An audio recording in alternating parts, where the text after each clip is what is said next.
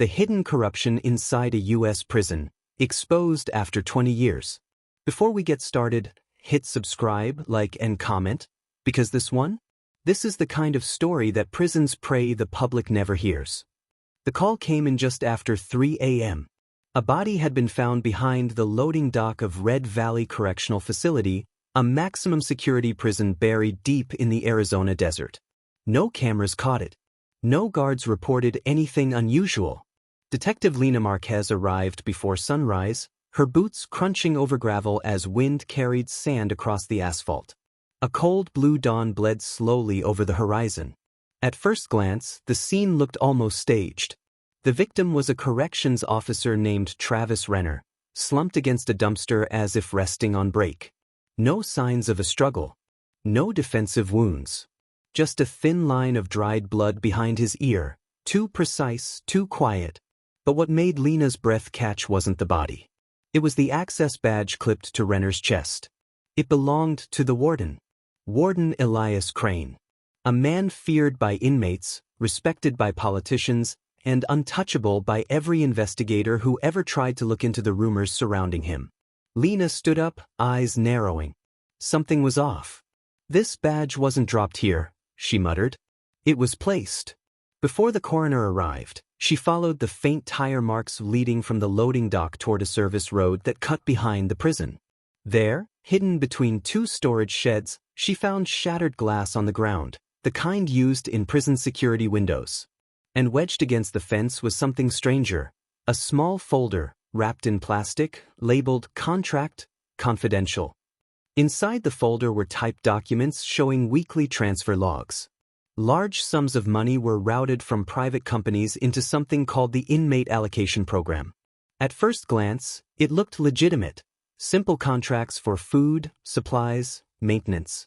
But the amounts didn't make sense. They were too large, and the same inmate ID numbers repeated across different dates. A racket. The loop. Someone was profiting from cycling inmates through programs they never participated in. Lena immediately called the warden's number. No answer. By the time she reached the main entrance, the sun had fully risen, turning the desert sky a cold, pale blue. Officers stood nervously outside, exchanging hushed whispers. "Where's the warden?" Lena asked. Nobody spoke. Finally, Captain Briggs stepped forward. "Not here," he said quietly. "He left around midnight. Didn't say where he was going." "And no one finds that strange?" Briggs swallowed hard. "Detective, you don't understand. Around here, the warden doesn't answer questions. He asks them." Lena brushed past him, demanding access to the administration wing. As she entered the warden's office, she noticed how immaculate it was, every pen aligned, every file drawer locked, every surface free of dust. Too perfect. Too intentional. Then she saw it. A small keycard placed neatly in the center of the desk, next to a handwritten note. "If you're reading this, you're already too deep. Room 614. Room 614 didn't exist on the official prison map. Lena pulled up the blueprints. There was number 600 block at all. The building ended at 512. She scanned the closet, the bookshelf, the walls, until she noticed a faint seam in the office's back paneling. A disguised door. Behind it was a narrow concrete staircase leading downward, lit by a single flickering blue bulb. At the bottom of the stairs, Lena found a long hallway sealed by a steel door requiring the warden's badge, the very badge found on Renner's body. Her pulse quickened. She swiped it. The lock clicked open. Cold air swept over her as she stepped inside a room she was never meant to see. Rows of metal shelves covered in files, hard drives, and mislabeled medical records. And in the center of the room sat a single chair facing a wall of monitors, all blank except one.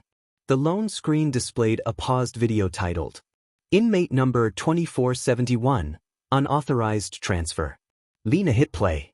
The footage showed a prisoner being escorted through a hallway she didn't recognize. No guards. No cameras. No paperwork. Just a silent transfer into a vehicle with no plates. Then a familiar voice from behind the camera murmured, "Make sure this one disappears. The contract's already paid."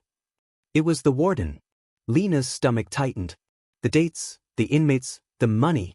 It was all part of a system hidden in plain sight. But then something even more chilling happened. The screen flickered. The video changed.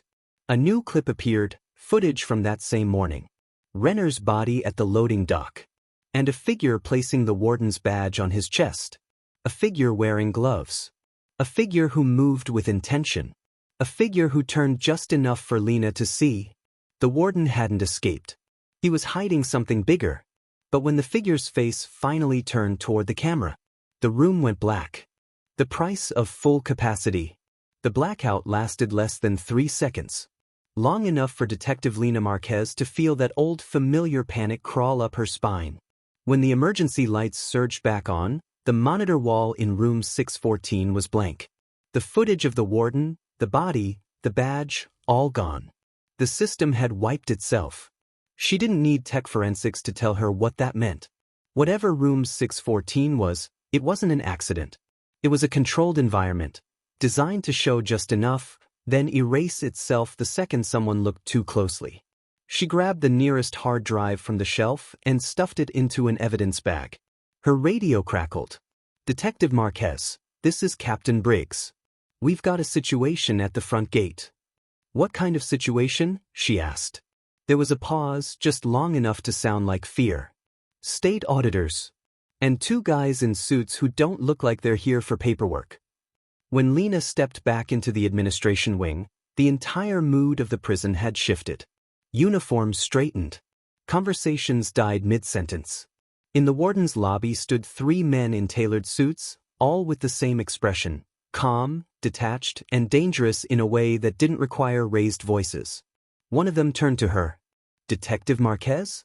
I'm Assistant Director Cole, Department of Corrections Oversight. These are federal observers. I understand you've opened an active death investigation." "Officer Travis Renner," Lena replied. "And I'm beginning to think his death wasn't the crime. It was cleanup." Cole's gaze didn't waver. "Then I suggest you tread lightly. This facility houses some of the most dangerous men in the country. Mistakes here, ripple." She crossed her arms. "Funny. That's exactly what I'm investigating. Mistakes." Behind Cole, one of the federal men adjusted his tie, revealing the corner of a folder tucked under his arm.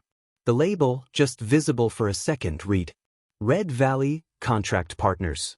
Lena memorized it. "Where is Warden Crane?" she asked. Cole's jaw flexed. "On administrative leave pending review of operational procedures." "Did he put himself on leave, or did you?" No answer. That told her enough. She walked away before they could try to corral her. As she moved down the corridor, Briggs caught up to her, breathless. "You're pushing it," he said. "These people don't like it when the curtain gets pulled back." "Too bad," Lena answered. "I'm not here for their comfort." In the staff room, she spread the contents of the secret folder onto a metal table. Inmate allocation charts, contract agreements, and a list of performance bonuses tied to one phrase that appeared over and over. "Maintain high occupancy." She circled it. Red Valley wasn't just a prison. It was a business model. The contracts showed how private suppliers paid incentive fees when inmate numbers stayed above certain thresholds. Transfers were delayed. Parole recommendations ignored. Men who should have been moved to lower security facilities were kept inside longer, classified as high risk, with no clear justification. And then there were the exceptions. A handful of inmates had their risk levels reduced overnight. They were quietly reassigned to program housing, a euphemism for cells with better food, more recreation, and less supervision, far beyond what their records justified. Each of those names had a note next to them. Adjusted per warden authorization. Lena followed one name in particular, Daryl Hensley, former gang lieutenant serving 3 consecutive terms. His file indicated frequent infractions, fights, contraband, threats, and yet he'd been reclassified to program housing a week after Crane took over as warden. When she requested to see Hensley, staff hesitated. "He's in C Block now," Briggs said. "You're not going to like what you find there." C Block was advertised as a rehabilitation wing. In reality, it looked and felt like a different prison. Fresh paint, working air conditioning, Televisions bolted high in the corners. The hum of quiet conversation instead of constant shouting. Hensley was sitting alone at a table, reading a newspaper that was somehow only a day old. When Lena approached, he smiled like he'd been expecting her. "Heard you're stirring the pot," he said. "You must be popular upstairs." "I'm not here to make friends," she replied. "I'm here because an officer is dead, and the warden seems to have been doing something down here that doesn't show up on any official tour." Hensley shrugged. "Official tours don't see much. Just what they're meant to." She leaned closer. "You want to tell me why your classification dropped from extreme risk to program eligible overnight? Who signed that for you?" His eyes flicked up to the security camera in the corner. "You already know who. Same man who made Red Valley his personal stock market." "Crane. Crane." Hensley's voice lowered. He figured out the game early. The more bodies in cells, the more money flows. But he wasn't just keeping the place full. He was moving pieces. Meaning, some guys he kept here for years past their time. Others, he made disappear off paper. No transfers. No releases. Just gone. And if someone paid enough, certain men got it easier. More calls. More visits. Less eyes on them when things needed to move. Lena's skin prickled. "Are you telling me he was selling comfort?" Hensley shook his head. "Not comfort. Control. He picked who suffered and who didn't. That kind of power? People will pay anything for it." She slid a photo across the table. "Renner's. This officer. Why did he die?" For the first time, Hensley's expression dimmed. "He forgot the first rule," he said quietly. "When you take money, you become the secret. And secrets don't get to walk away." Lena's heart hammered. What was he paid to do? Hensley glanced at the camera again, then back at her. "To deliver a message," he whispered. "From the warden to someone outside. A package went missing. A deal went sideways. Somebody got nervous." "Who?" she pressed. Hensley hesitated, then gave her a name that landed like a punch. It wasn't an inmate. It was a sitting judge. And when Lena checked her phone a moment later, a new email had arrived from an anonymous sender. No subject line. No text. Just a single attachment. A screenshot of a bank transfer. From a private prison contractor. Into an account labeled Crane Trust Judicial Liaison. She stared at the numbers. Then at the timestamp. The transfer had gone through 12 hours before Travis Renner's body was found. The Crane Trust. Detective Lena Marquez did not believe in coincidences. In her 15 years on the force, coincidences were just cover stories dressed up as luck. And this one, the transfer, the judge, the dead officer, wasn't luck. It was choreography. Someone was moving pieces. Someone who thought she wouldn't see the pattern. But she saw everything now. The timestamp on the transfer was a warning shot. A message in plain numbers. "Back off." Lena didn't back off. She drove straight to Prescott County Courthouse, her tires carving dust trails through the desert. Judge Harper's chambers sat on the 3rd floor, immaculate and silent. The walls were covered in certificates, awards, and framed photos with governors and congressmen. A spotless life on display. But Judge Harper wasn't there. His clerk told her he called out sick. No details. No explanation. Lena's instincts barked. She left the building and dialed the only person she knew would answer honestly, Captain Briggs. "Check the visitor logs," she ordered. "Judge Harper and Warden Crane. Any overlap in the last 6 months?" Briggs hesitated. "Detective, if you're right about this." "I am." "Check." A minute later, he called back, voice almost shaking. They met 15 times. Always after midnight. And get this. The warden ordered all cameras turned off in the admin wing during those visits. Lena blew out a breath. Of course he did. "Send me everything." Back at Red Valley, the federal observers were gone. Their departure had left a strange pressure in the air, like something had happened while no one was watching. Briggs met her at the gate. "Where's Crane?" she asked. Briggs shook his head. "No one's seen him since last night. His car is gone. His home is empty. Even his digital keycard isn't scanning anywhere." He had vanished. Just like the inmates Hensley said he made disappear off paper. Lena went straight to room 614. She jammed the badge into the lock and stormed inside. Everything was the same. Files. Hard drives. Silence thicker than dust. But then she noticed something she had missed before. A small red light blinking beneath the desk. A second hard drive, hidden under the wiring. She plugged it into her tablet. Encrypted. But not enough. A single folder opened. Contract deliverables. Priority. Inside were scanned documents, audio files, and photos. The first picture stopped her cold. Warden Crane. Standing beside Judge Harper. Shaking hands in an empty cell block. Behind them, a whiteboard read, "Performance quota, 94% min, occupancy." The next file was labeled, "Preferred inmates, financial tier list." Below it, ID numbers, payments, amounts tied directly to inmate reassignment decisions. It was a marketplace, a human marketplace. Men weren't being rehabilitated or punished. They were assets.